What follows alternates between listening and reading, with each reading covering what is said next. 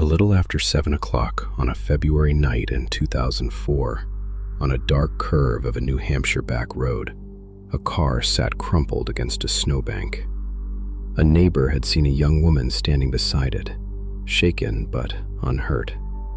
When an officer arrived, about 10 minutes later, the car was locked and her belongings were still inside. The young woman was gone. Her name was Maura Murray. She has never been found.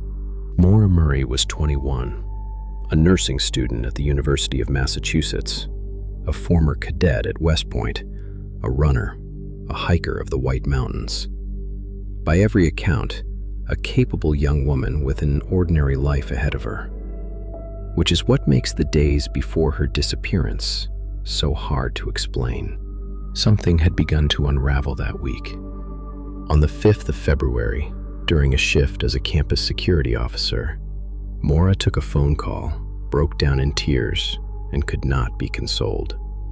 3 nights later, driving her father's car home from a weekend visit, she struck a guardrail hard enough to cause $10,000 in damage. Then, on the afternoon of February 9th, Maura emailed her supervisor. She would be away for a week, she wrote. There had been a death in the family. Her family later confirmed the truth. No one had died. Whatever she was planning, she had begun to clear the way for it. In the hours around that message, her computer told another story. Directions to the Berkshires, to Burlington, Vermont. A call about a condo in Bartlett, New Hampshire. A recorded line for a hotel in Stowe. Maura was looking north, toward the mountains she loved, but she told no one where she meant to go. Classes were canceled that day for a snowstorm. Sometime after 3:30, Maura loaded her things into her black Saturn and drove off campus. She stopped at an ATM and withdrew a few $100s. She bought around $40 of alcohol. She picked up accident forms from the registry. Then she pointed the car north and slipped out of every record but one. Her route ran up Interstate 91 along the Connecticut River, more than 100 miles into the North Country. At 4:37 that afternoon, she checked her voicemail. It was the last time her phone was ever used. Somewhere in the next 3 hours, Maura crossed into New Hampshire and turned onto a narrow mountain road, Route 112. Route 112, the wild Ammonoosuc Road, runs between the trees above a cold river. At 7:27 that evening, a resident heard a thud and looked out to see a car against the snowbank on the curve. The Saturn had struck a tree on the driver's side. The airbags had fired.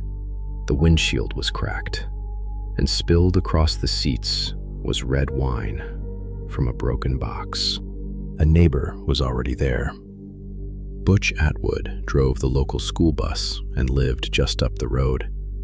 He found a young woman by the car, cold, shivering, but not hurt, and not, he thought, drunk.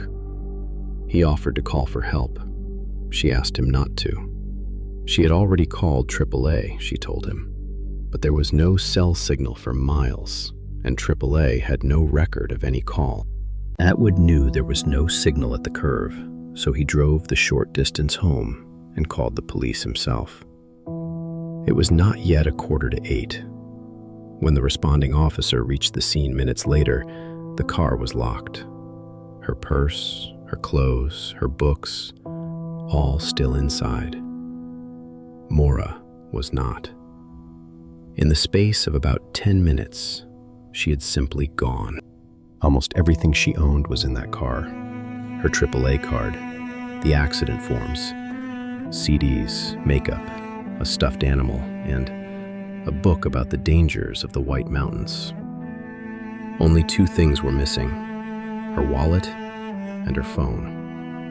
And days later, searchers found something stranger still, a rag pushed into the tailpipe of the abandoned car. 2 days after the crash, a tracking dog took Maura's scent from her glove and followed it about 100 yards east along the road, then lost it, as though she had climbed into another car.